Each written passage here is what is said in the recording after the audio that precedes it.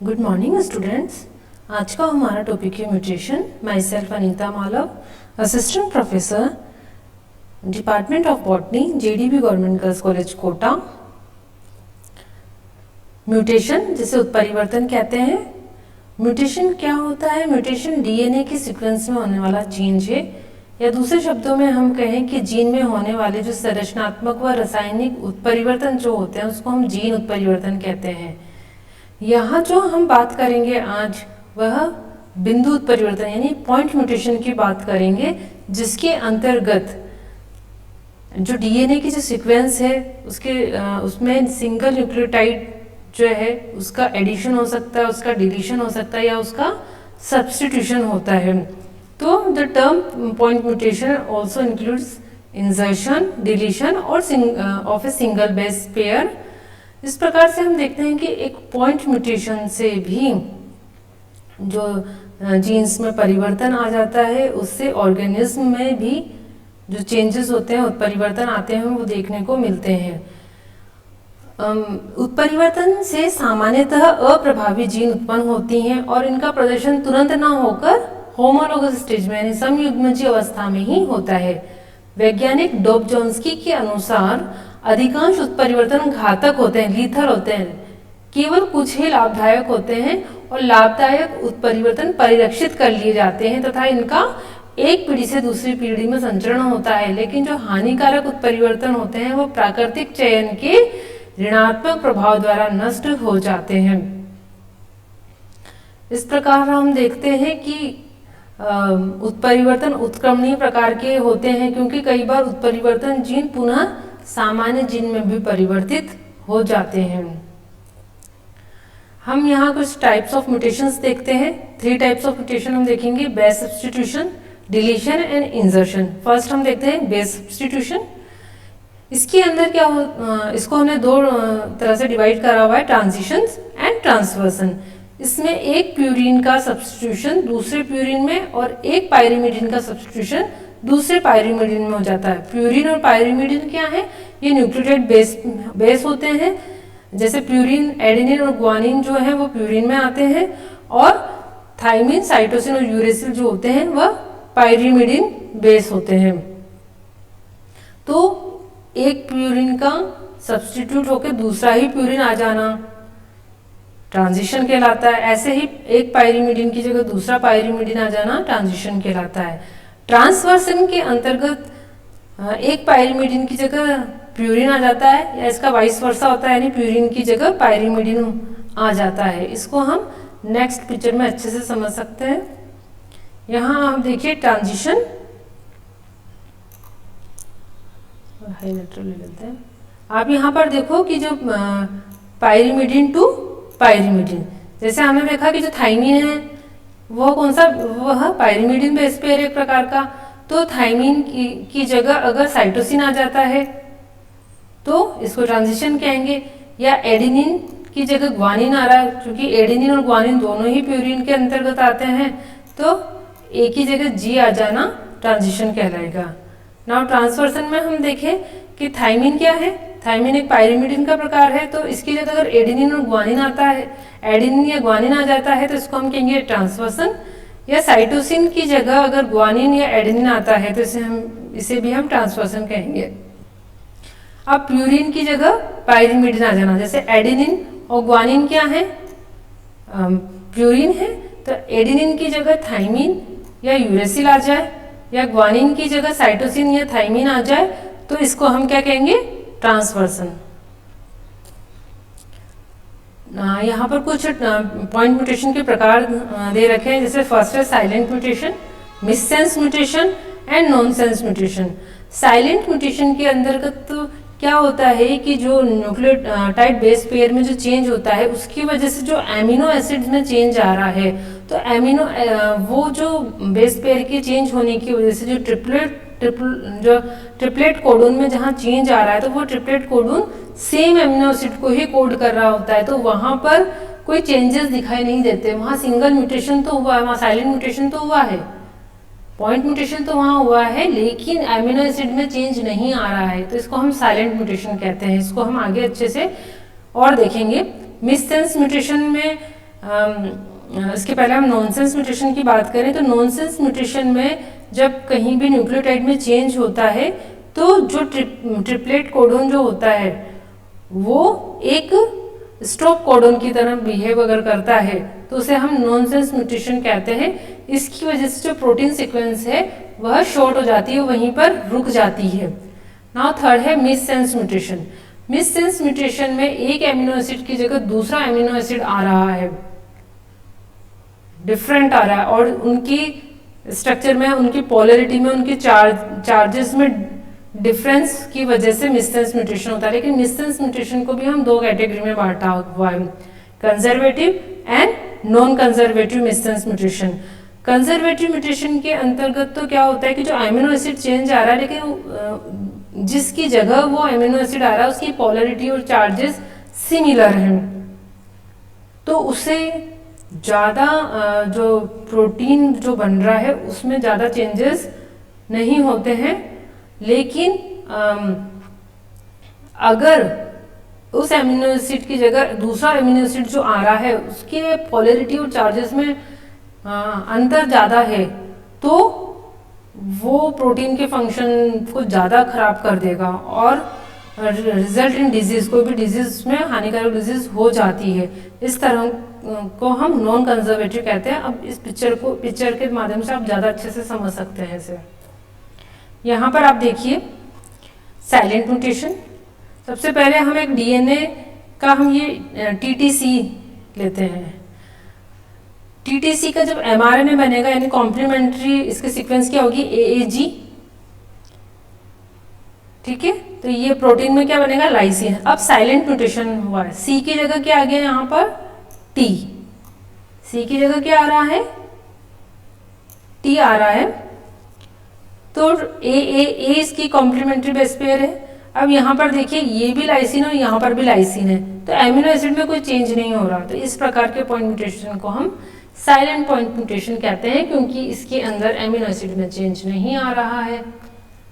Now nonsense mutation, इसके अंदर देखो आप टीटीसी हमारा है, इसमें इस टी की जगह यहाँ पर क्या आ गया, ए। अब जब इसका एमआरएनए पर हम कॉम्प्लीमेंट्री बेस पर देखेंगे तो यूएजी है, तो यूएजी का एक स्टॉप कोडोन है, तो जो प्रोटीन जो बनेगा वो वहीं पे स्टॉप हो जाएगा। इस प्रकार के म्यूटेशन को हम नॉनसेंस म्यूटेशन कहते हैं। मिससेंस म्यूटेशन को हमने दो भागों में बांटा, कंजर्वेटिव एंड नॉन कंजर्वेटिव। अब यहाँ पर आप देखिए कि टीटीसी की जगह यहाँ सी आ रहा है, इसका कॉम्प्लीमेंट्री बेस पेयर एजीजी होगा और ये आर्जिनिन को कोड करता है। अगर आप लाइसिन और आर्जिनिन को देखें, इस लाइसिन को और इस आर्जिनिन को देखें तो दोनों एक बेसिक स्ट्रक्चर है, दोनों की एसिडिक और बेसिक दो कैटेगरी के होते हैं अमीनो एसिड। तो ये बेसिक टाइप का ही है और इसके अंदर भी पॉजिटिव आयन है, ये भी पॉजिटिव चार्ज है। तो दोनों में ज़्यादा अंतर नहीं आ रहा है क्योंकि हम जानते हैं कि जो प्रोटीन की जो सेकेंडरी और टर्शियरी स्ट्रक्चर्स होती हैं वह उनकी आयनिक स्ट्रक्चर्स पर डिपेंड करती हैं। लेकिन नॉन कंजर्वेटिव में आप ये देखिए कि यहाँ पर टीटीसी की जगह टीजीसी यानी टी की जगह जी आ गया है, इस टी की जगह यहाँ पर जी आ गया है, तो इसकी कॉम्प्लीमेंट्री सीक्वेंस क्या होगी, एसीजी, और ये कोड करेगा थ्रियोनिन की। तो थ्रियोनिन के अंदर COOH समूह होता है, ये पोलर होता है और इस वजह से लाइसिन और आर्जिनिन में यहाँ पर चेंज आ रहा है। बिल्कुल डिफरेंट तरह के डिफरेंट तरह के अमीनो एसिड्स यहाँ आ गए हैं। तो हम देखते हैं कि अगर बेसिक नेचर या पोलैरिटी में ज़्यादा अंतर है तो इस तरह जो मिससेंस म्यूटेशन होता है उसको हम नॉन कंजर्वेटिव मिससेंस म्यूटेशन कहते हैं। यहाँ पर एक एग्जाम्पल है मिससेंस म्यूटेशन का, आपने पढ़ा होगा सिकल सेल अनीमिया। इसके अंदर सिकल सेल अनीमिया में क्या होता है कि जो आरबीसी हैं, आप देखो नॉर्मल आरबीसी तो कैसे गोल से दिखाई दे रही हैं और ये सिकल शेप्ड हो गई हैं, सिकल के आकार की हो गई हैं। तो ये सिकल के आकार की क्यों हो जाती हैं? अगर हम यहाँ देखते हैं कि जो हीमोग्लोबिन होता है उसकी जो डीएनए सीक्वेंस है, जो HBB जीन होती है, हीमोग्लोबिन को कोड करने वाली जीन कौन सी होती है? हीमोग्लोबिन को कोड करने वाली जीन होती है HBB जीन। तो उसकी जो DNA सीक्वेंस है वो इस तरह की है, ये दिखा रखी है। तो ये यहाँ पर आप ये देखिए, ये यहाँ पर ग्लूटामिक एसिड बनता है नॉर्मली, इस सीक्वेंस से GAG की जगह GAG जो है वह ग्लूटामिक एसिड को कोड करता है। तो ये नॉर्मल ब्लड सेल्स हैं, लेकिन DNA सीक्वेंस में चेंज आ गया। ये यहाँ पर आप देखिए A की जगह यहाँ पर T आ रहा है, तो यह GTG जो होता है ये वैलिन को कोड करता है। वैलिन को कोड करने के कारण ग्लूटामिक एसिड की जगह क्या आ गया है? वैलिन आ गया है। इससे हम देखते हैं कि जो हीमोग्लोबिन होता है वह हीमोग्लोबिन के अंदर 4 प्रोटीन के सब यूनिट्स होती हैं, 2 अल्फा ग्लोबिन होता है और 2 बीटा ग्लोबिन होता है। तो बीटा ग्लोबिन के अंदर ये वैलिन आ जाने से बीटा ग्लोबिन जो प्रोटीन की जो सब यूनिट है उसमें चेंजेस आ जाते हैं। तो उस चेंजेस के आने की वजह से जो स्ट्रक्चर है किसकी, रेड ब्लड सेल्स की, वो बिगड़ जाती है, सिकल शेप हो जाती है। और इस सिकल शेप के कारण यह जो स्मॉल ब्लड वेसल्स हैं उनमें स्टक हो जाती हैं इस शेप के कारण।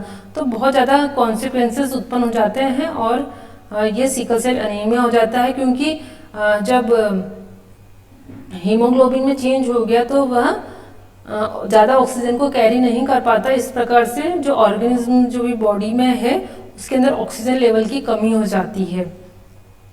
तो ये था सिकल सेल डिजीज का एक एग्जांपल था, मिससेंस म्यूटेशन का एग्जांपल है ये। नेक्स्ट आप देखें डिलीशन और इंसर्शन। हम देखते हैं कि जो डिलीशन है इसके अंदर क्या होता है कि एक बेस पेयर वहाँ से डिलीट हो जाता है, तो इससे पूरी जो फ्रेम है, तो DNA सीक्वेंस की जो फ्रेम बनी हुई है वो पूरी चेंज हो जाती है। उसी प्रकार इंसर्शन के अंदर भी हम देखते हैं कि पूरा का पूरा कोई एक DNA जब सीक्वेंस आ जाता है तो पूरा जो DNA की सीक्वेंस बनी होती है, क्योंकि हम जानते हैं कि ट्रिपल कोड जो होते हैं वह एक एमिनो एसिड को क्या करते हैं, कोड करते हैं।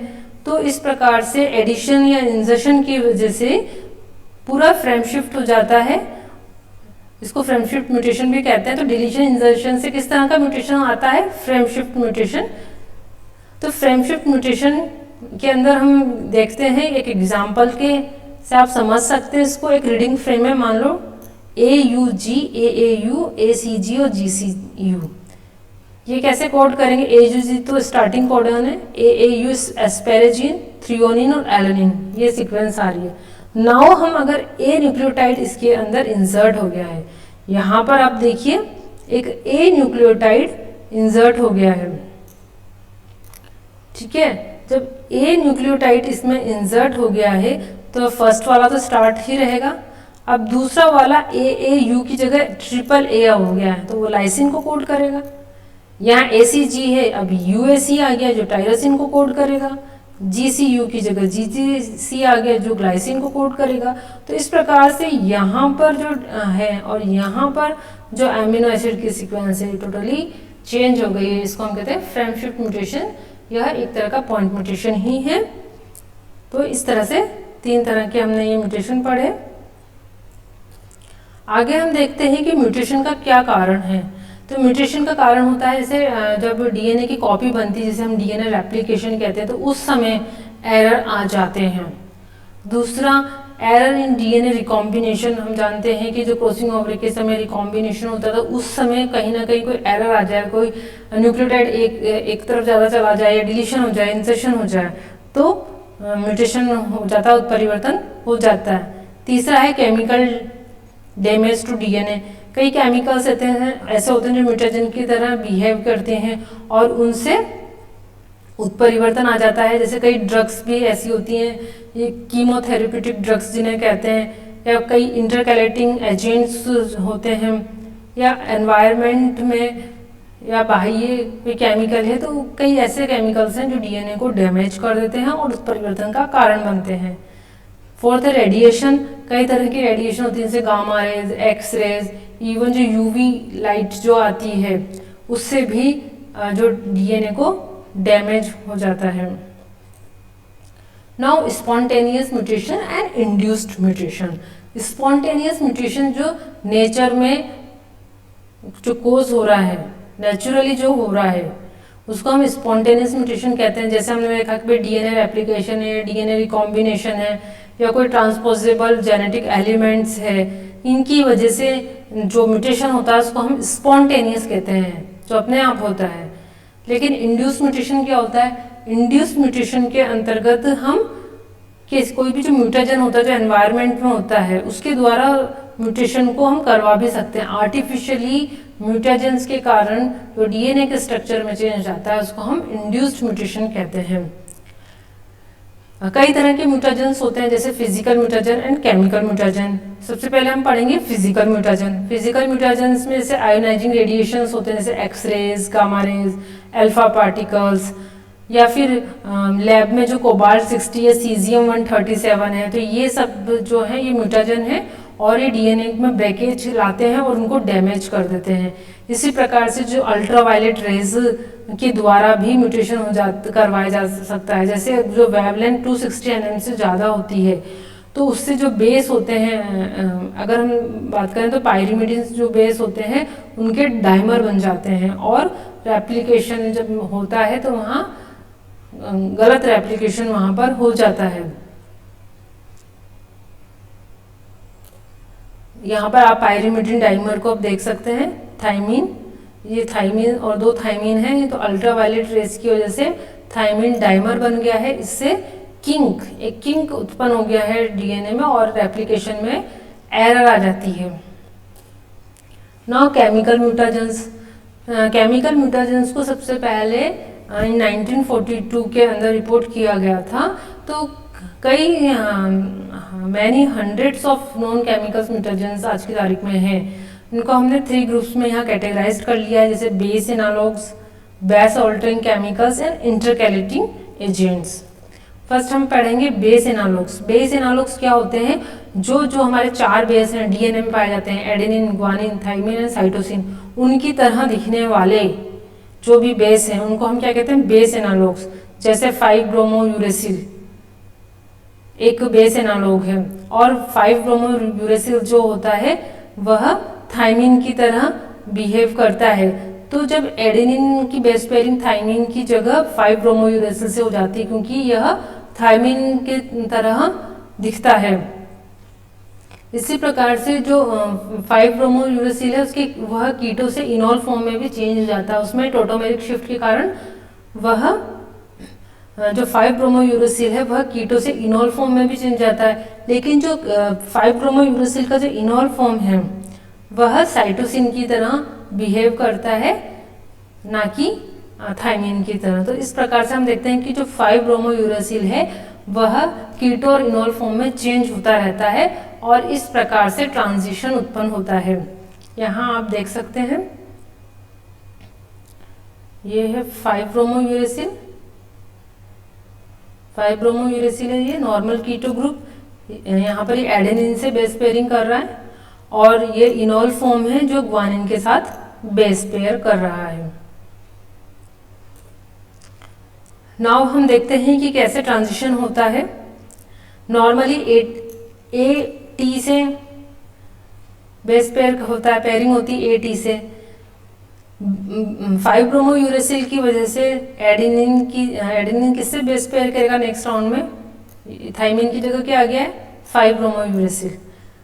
नाउ ये एडेनिन ये तो थाइमिन के साथ फर्स्ट राउंड में यहाँ पर थाइमिन के साथ कर रहा है, लेकिन जो 5-ब्रोमोयूरेसिल है ये चेंज हो गया है। ये कीटो फॉर्म था, यहाँ पर इनॉल फॉर्म में इसका टोटोमेरिक शिफ्ट हो गया है। तो ये नेक्स्ट सेकंड राउंड में ये देखो किससे कर रहा है? ये ग्वानिन से कर रहा है। 5-ब्रोमोयूरेसिल इनॉल फॉर्म ग्वानिन से बेस पेयर कर रहा है।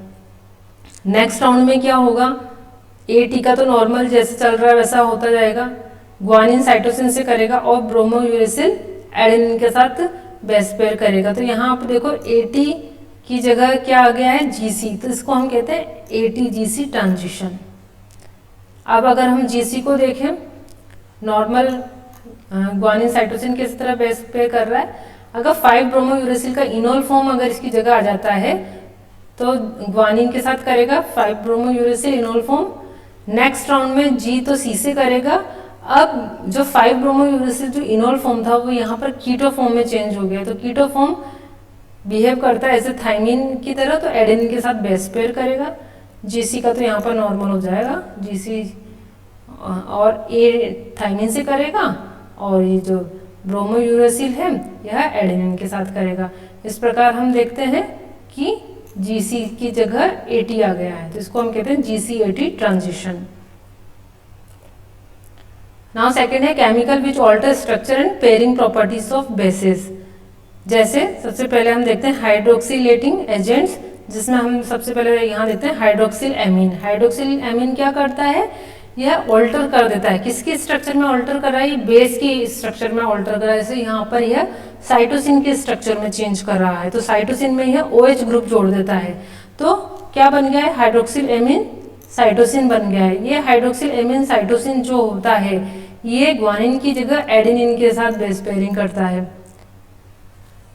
नेक्स्ट है एल्केलेटिंग एजेंट, जैसे इथाइल मीथेन सल्फोनेट। ये जो केमिकल्स होते हैं यह बेस के अंदर क्या जोड़ देते हैं, मेथाइल या इथाइल ग्रुप।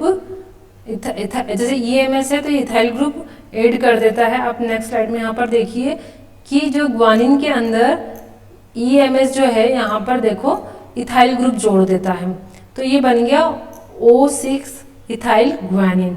अब ये जो ग्वानिन तो नॉर्मली साइटोसिन से बेस पेयर करता है, लेकिन ये इथाइल ग्वानिन थाइमिन से बेस पेयरिंग करता है, तो चेंज हो गया है, यहाँ पर ट्रांजिशन हो गया है।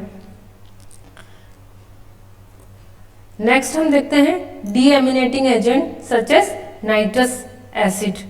तो जो नाइट्रस एसिड होते हैं इनकी वजह से जो साइटोसिन होता है वो यूरेसिल में, साइटोसिन थाइमिन में चेंज हो सकता है, एडेनिन हाइपोजेंथिन में चेंज हो सकता है, डीएमिनेशन हो जाता है। एक्चुअली यहाँ पर आप यहाँ पर देख सकते हैं कि एडेनिन डीएमिनेशन, यहाँ पर देखो ये NH2 ग्रुप हट गया है, डीएमिनेशन हो गया और ये हाइपोजेंथिन बना है। साइटोसिन के में भी आप देखो साइटोसिन के भी डीएमिनेशन हो गया है, यहाँ पर NH2 ग्रुप की जगह OH आ गया है और यूरेसिल में ये कन्वर्ट हो गया है। तो डीएमिनेशन के कारण, और डीएमिनेशन किसके कारण हुआ है, HNO2 के कारण, नाइट्रस ऑक्साइड के कारण डीएमिनेशन हुआ है और बेस पेयर दूसरे बेस पेयर्स में चेंज हो गए हैं। नाउ थर्ड है इंटरकैलेटिंग एजेंट्स। कई तरह के इंटरकैलेटिंग एजेंट होते हैं, जैसे एक्रिडिन ऑरेंज, प्रोफ्लैविन, एथिडियम ब्रोमाइड। ये क्या होते हैं कि जो डीएनए के बीच में इंटरेक्ट करते हैं और बेसिस के बीच में आ जाते हैं। उससे क्या होता है, स्ट्रेचिंग, डीएनए डुप्लेक्स में स्ट्रेचिंग हो जाती है, या तो वहाँ कोई नया बेस पेयर आके क्या हो जाता है, ऐड हो जाता है, या फिर वहाँ से डिलीट भी हो जाता है। यहाँ पर आप देख सकते हैं कि नॉर्मल ये टेम्पलेट स्ट्रैंड है और ये डीएनए की ग्रोइंग स्ट्रैंड चल रही है। अब एक्रिडिन मॉलिक्यूल बीच में आ गया तो स्ट्रेचिंग हो गई और बीच में ये AT ग्रुप यहाँ पर जुड़ गया है, या डिलीट भी हो सकता है, एक ग्रुप AT ग्रुप यहाँ से डिलीट हो गया है, तो इस प्रकार से FAM50 म्यूटेशन हो जाएगा। तो एक्रिडिन मॉलिक्यूल, ऐसे ही प्रोफ्लेविन भी एक इंटरकैलेटिंग एजेंट है, यह भी टेम्पलेट डीएनए में बीच में आ जाएगा, उसमें स्ट्रेचिंग हो जाएगा और बीच में कोई नया बेस पेयर आ जाता है, या नया बेस पेयर डिलीट भी हो सकता है। तो इस प्रकार से फ्रेम शिफ्ट म्यूटेशन यहाँ देखने को मिलता है। आशा है आज का लेक्चर आपको समझ में आया होगा। उत्परिवर्तन म्यूटेशन कितने प्रकार के हैं, कैसे कारण होते हैं और कौन कौन से म्यूटाजेंस होते हैं। मैं आशा करती हूँ आज का लेक्चर आपको समझ में आया होगा। Please subscribe YouTube channel CCE Raj JDB GGC Kota. धन्यवाद।